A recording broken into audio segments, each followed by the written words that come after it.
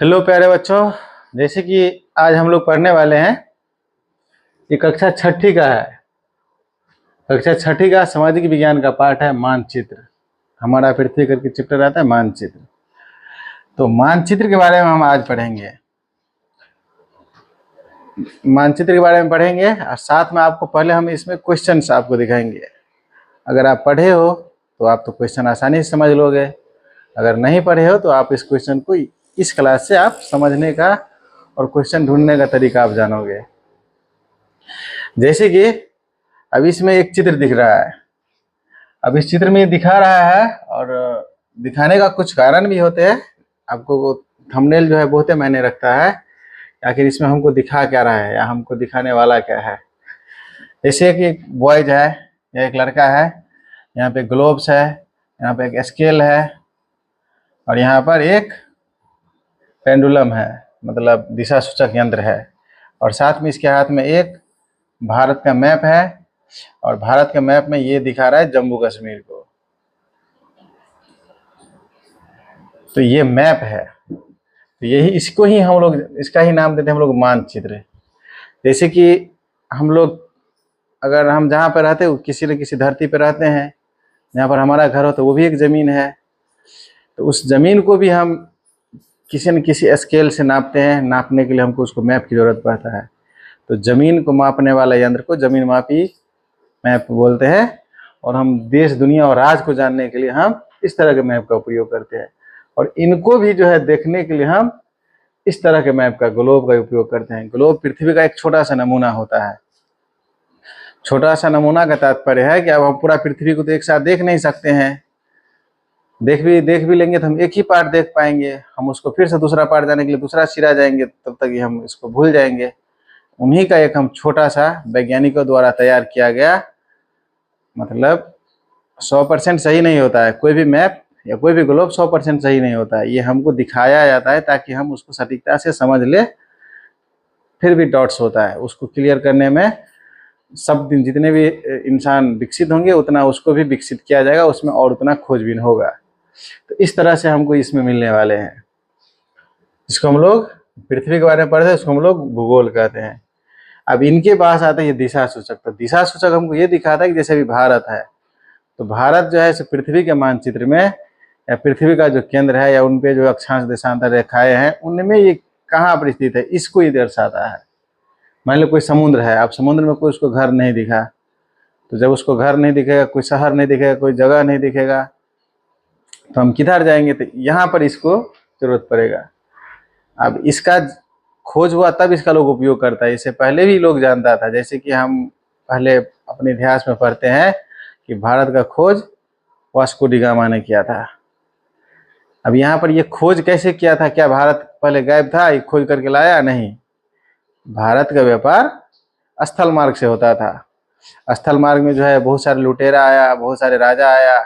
राजा अपना स्थान को जो है एकीकृत किया, घेरा लगाया, बैंड लगाया, अपने राज्य में एंट्री नहीं दिया। तब आदमियों को जो है व्यापार करना मुश्किल हो रहा था। तब जो है तब तक ये नहीं था, दिशा सूचक यंत्र जो नहीं था, तो वो जो है समुद्र के रास्ते भारत के बंदरगाहों तक पहुंचा। तो इसीलिए उसको कहा जाता है कि भारत का खोज इतना सदी में ये मानव किया। तो भारत का कोई खोज नहीं किया, भारत का इन्वेंट हुआ। जैसे कि हम लोग पढ़ते हैं कि जीरो का खोज आर्यभट्ट ने किया। जीरो का भी खोज आर्यभट्ट नहीं किया, इससे पहले भी उसका मापन होता था। जीरो नाम का जो सिंबल है गोलाकार करके ये सिंबल दिया कि अगर हम नंबर सिस्टम में प्राकृतिक संख्या में अगर हम जीरो को ऐड करेंगे तो हमारा संख्या पूर्ण होगा और हम इसमें अनगिनत इन्फिनिटिव तक हम जा सकते हैं। तो यही बात आपको इसमें देखने के लिए मिलेगा। तो चलिए हम इस क्लास को आगे बढ़ाते हैं। पहले हम इस क्वेश्चन को देखते हैं। जैसे इसका पहला क्वेश्चन आता है, क्वेश्चन इसमें आता है ये कि मानचित्र किसे कहते हैं। आप पढ़े हैं, जो सीनियर बच्चे होंगे वो पढ़े होंगे, उसको देखना है।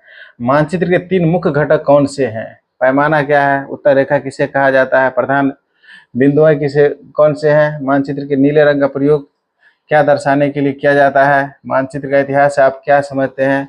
क्या पृथ्वी का सही आकार मानचित्र पर दिखाया जा सकता है? एटलस किसे कहते हैं? रेखा चित्र किसे कहते हैं? इस तरह से आते हैं। अब इनके आगे आता है लघु उत्तरीय। ये तो दीर्घ उत्तरीय था, छोटा छोटा था, अब इस लघु उत्तरीय थोड़ा उससे बड़ा। जैसे भौतिक मानचित्र और राजनीतिक मानचित्र में क्या अंतर है? अब देखिए, आप मानचित्र का अर्थ यहाँ पर आता है तो भौतिक और मानचित्र को भी समझना जरूरी है। भौतिक क्या होता है और राजनीतिक क्या होता है। अब जो हमारा प्रकृति द्वारा पहाड़ पठार नदियाँ खेत दिखाई देता है, ये जो है भौतिक है। लेकिन अब वहाँ पर हमको राज्य दिखाया जाता है, बिहार है, ये भारत है, ये अमेरिका है, ये चाइना है, ये जापान है, इंग्लैंड है। इस सब को जो दिखाता है ये हमको राजनीतिक में दिखाता है। मतलब प्रकृति द्वारा जो चीज हमको दर्शाया जाता है वो भौतिक हुआ, भौतिक कारक है, जिसको हमको जगह स्थान या नाम को जानने के लिए उसको राजनीतिक कहा जाता है। अब जैसे कहते हैं थैमेटिक मानचित्र किसे कहते हैं, मानचित्र और ग्लोब में क्या अंतर है, बड़े पैमाने वाले मानचित्र और छोटे पैमाने वाले मानचित्र में अंतर स्पष्ट करें। रूढ़ चिन्ह क्या है, इनका क्या मतलब है, क्या महत्व है, दिशा सूचक यंत्र का क्या कार्य है, ढाका जिसको प्लान कहा जाता है किसे कहते हैं, मानचित्र को किस प्रकार भिन्न है, ढाका नहीं खाका। मानचित्र में अंतर, मानचित्र में उत्तर दिशा को कैसे पहचाना जाता है, दूरी को मापने के लिए पैमाने का चयन कैसे किया जाता है, मानचित्र में क्या का उपयोग है। इस तरह से आपको क्वेश्चन देखने के लिए मिलेगा। इसके आगे का चित्र ऐसे दीर्घ उत्तरीय से भी और दीर्घ उत्तरीय होगा। मानचित्र के विभिन्न प्रकारों को सविस्तार वर्णन कीजिए। विस्तार के साथ साथ स का मतलब आप खुद से विस्तार करिए, उसको चित्र बनाइए, बहुत कुछ करिए और इसमें इन्वेंट कीजिए। प्रत्येक मानचित्र के एक भाषा है, इस कथन का व्याख्या कीजिए। मानचित्र पर दिशाओं का निर्धारण कैसे किया जाता है, प्रमुख और मध्यवर्ती दिशाओं को चित्र बनाकर समझाइए। इस तरह से आपको बहुत सारे क्वेश्चन है और ये सारे क्वेश्चन आपके लिए इसीलिए पहले क्वेश्चन दिए कि जैसे कि हमारे बिहार में पढ़ाई होता है, गवर्नमेंट स्कूल होते हैं, ट्यूशन वाले होते हैं, ये दोनों को दोनों पढ़ाते हैं। अब इसमें हमारे जो गार्जियंस होते हैं, हमारे माता पिता पेरेंट्स, वो ये नहीं देखते कि हमारे बच्चे को कितना पढ़ाया गया, क्या पढ़ाया गया। किताब में एक बार रीडिंग दे देना और उसको पूरी अच्छी तरीक़ा से समझना में बहुत सारे डिफरेंट है। तो आपको वही डिफरेंट को अगर आप समझ रहे हैं, उसको ज़्यादा बारीकी से जान रहे हैं, तो आप ICTC लेवल का स्टूडेंट बने। मतलब आप जिस कक्षा में है उससे आगे क्लास को भी नॉलेज आपको इसी कक्षा में मिल जाता है। इनके बहुत सारे एग्जाम्पल्स हैं। जैसे कि आप कोई बच्चे हैं, बहुत सारे आता है, नेतरहाट आता है, सैनिक विद्यालय आता है, नवोदय आता है, जो गवर्नमेंट स्कॉलर बच्चे को रखता है, तो उसमें इस तरह का ही पढ़ाई होता है जिसको ICTBS कहा जाता है। ना वो स्टेट बोर्ड होता है ना CBSE बोर्ड होता है, ICTC बोर्ड्स होते हैं। तो आपको इस तरह से दिखेगा। तो चलिए, अब तक आप समझ लिए होंगे कि हमको किस तरह से क्वेश्चन आते हैं। ये टोटल क्वेश्चन लगभग में आपको 30 क्वेश्चन दिखे होंगे जो आपको ही बनाना है। अब हम इसको हम इस पार्ट्स में ले जाते हैं जहाँ पर हमको ये समझना है। चलिए, जैसे कि यहाँ पर ये चैप्टर है हमारा, अब इसमें कहता है मानचित्र। तो मानचित्र को समझने के लिए हम इसमें ग्लोब्स को जानेंगे। कहता है कि आप पिछले अध्याय में ग्लोब के महत्व के बारे में पढ़ चुके हैं। अभी आप क्वेश्चन है ना, इसको आप रीडिंग देंगे और वहीं से आप क्वेश्चन को सारे के सारे नोट्स करेंगे और फिर इसको आप लिखोगे और जानोगे कि ये क्वेश्चन कैसे बनते हैं और क्या करना चाहिए। कहता है इसमें ग्लोब के महत्व, हमको पहले ग्लोब के महत्व को जानना पड़ेगा। ग्लोब के अध्याय की कुछ सीमाएं होती है। जब हम पूरी पृथ्वी का अध्ययन करना चाहते हैं तो ग्लोब हमारे लिए काफी उपयोगी साबित होता है। ग्लोब का काम क्या है, हमारे पूरे पृथ्वी को नहीं देखेंगे, उसके लिए हम ग्लोब का प्रयोग कर सकते हैं। जब पृथ्वी के केवल एक भाग जैसे अपने देश, राज्य, जिले, शहर, गांव के बारे में अध्ययन करना होता है तो यह हमारे लिए उतना उपयोगी साबित नहीं होता है। मतलब अगर हम सिर्फ अपने ही एरिया के बारे में पढ़ेंगे तो नहीं होगा। तो अब यहाँ पर आप ग्लोब के बारे में समझ गए, ग्लोब क्या होता है। ग्लोब हमको पूरा दुनिया को समझाता है, क्योंकि दुनिया बहुत बड़ा है।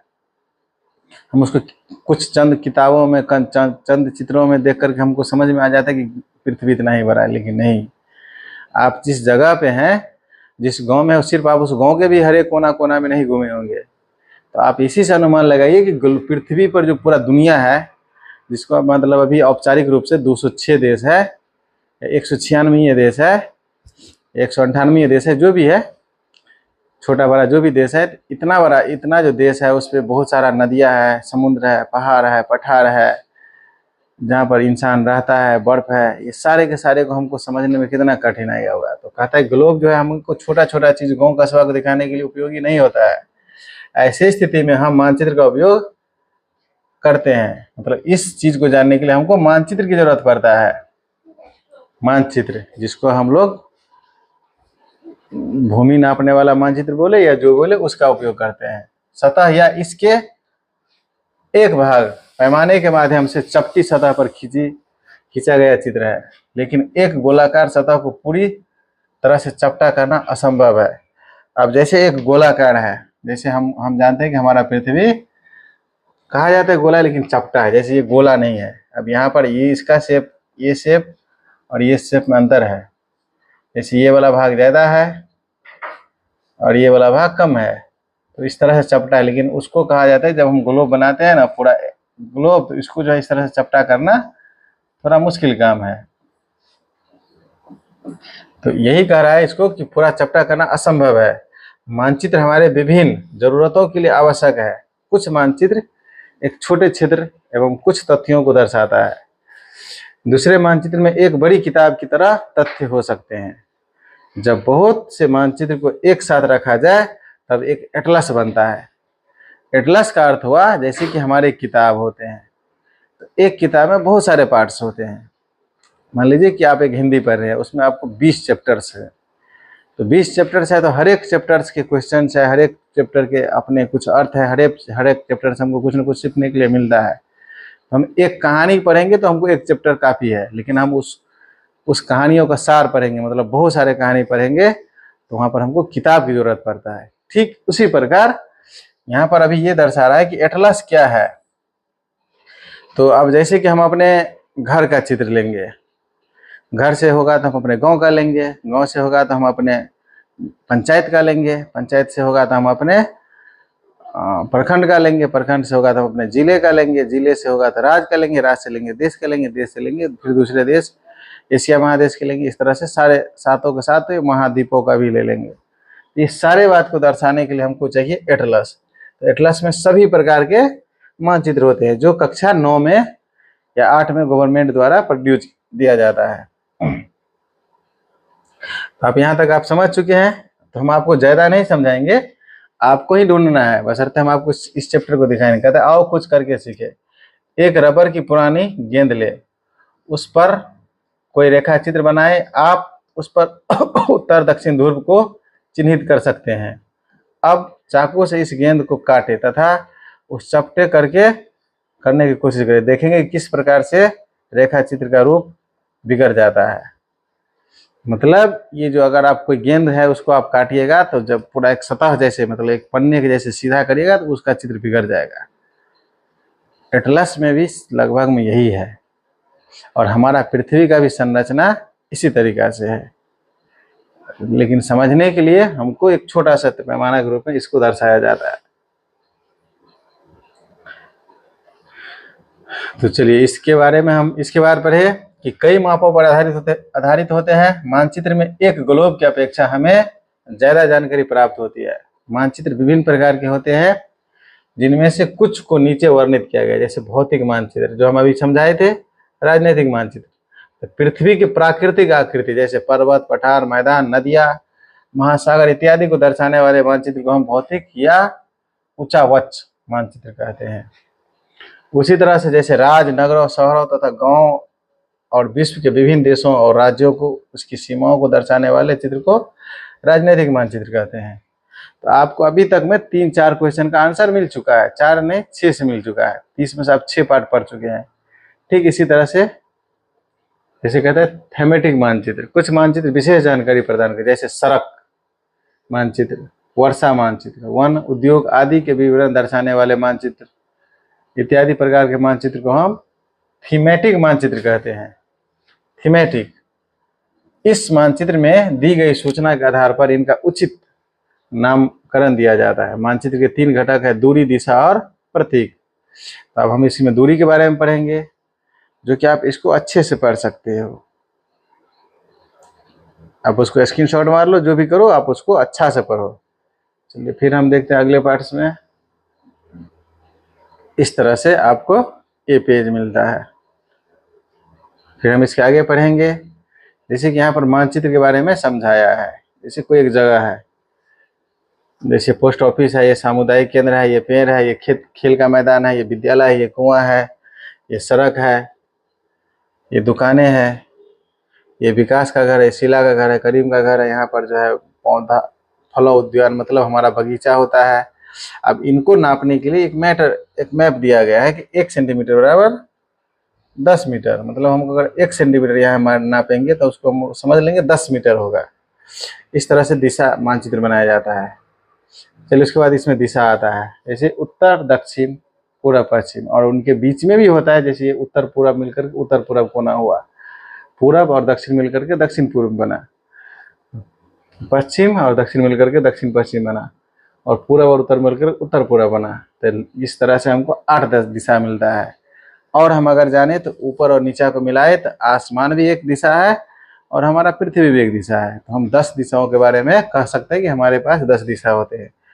अब ये जो है दिशा सूचक यंत्र, ये हमेशा उत्तर को दिशा दिखाता है। जब हम उत्तर जान लेंगे तो हम समझ लेंगे कि हमारे, जैसे अब हम अभी अपने बोर्ड के आगे में हैं, अभी अपने कॉपी के आगे में होंगे, तो कॉपी में जब भी हम उत्तर लिखेंगे तो हम समझ लेंगे कि हमारा पीठ जो है, पीठ दक्षिण दिशा में जाएगा, और हमारा दायां हाथ पूर्व में जाएगा और बायां हाथ पश्चिम में जाएगा। इस तरह से हम कहीं भी रहेंगे तो एक सुई के माध्यम से, मतलब एक दिशा सूचक के माध्यम से हम अपनी जानकारी ले लेंगे। अब देखो यहाँ पर दिग बिंदु को भी, प्रधान दिग बिंदु को भी दिखाता है। इस तरह से आप इसको पढ़ेंगे, अच्छा से जानने की कोशिश करेंगे। फिर इसमें आता है, यहाँ पर आता है प्रतीक, सिंबल। फिर इस तरह से एक सिंबल है जो कि आपको मैप में दिखेगा। जैसे रेलवे लाइन को इस तरह से दर्शाया जाता है, बड़ी लाइन को इस तरह से, मीटर लाइन को इस तरह से, रेलवे स्टेशन को इस तरह से। सड़कें हैं तो पक्की सड़क को इस तरह से, कच्ची सड़क को इस तरह से। इस तरह से आपको बहुत ही सारे सिंबल है। जैसे पेड़ को इस तरह से, घास के मैदान को इस तरह से, फिर इस तरीका से दर्शाता है। फिर ये भी एक मानचित्र है। यहाँ पर घर है, यहाँ पर बसंतपुर नाम का एक गाँव है, ये डुमरी गाँव है, ये सुंदरपुर है, काल्पनिक है, ये विद्यालय है। इस तरह से प्रतीक का काम आएगा। अब इस पार्ट को भी जानोगे, अच्छा से पढ़ोगे, इसको जानोगे, फिर इसको जानोगे। इस तरह से हमारे पूरे पाठ हो जाता है खत्म। लेकिन पाठ खत्म नहीं हुआ, हम आपको एक सिंबल दे करके समझा दिए कि पाठ यहाँ पर खत्म हो जाता है। अब आपका काम है इसमें से 30 क्वेश्चन को ढूंढना, और साथ में देखिए आपका किताब आपको कितना क्वेश्चन देते हैं। जैसे देखिए इसमें 8 क्वेश्चन है, ये भी मैंने रखता है।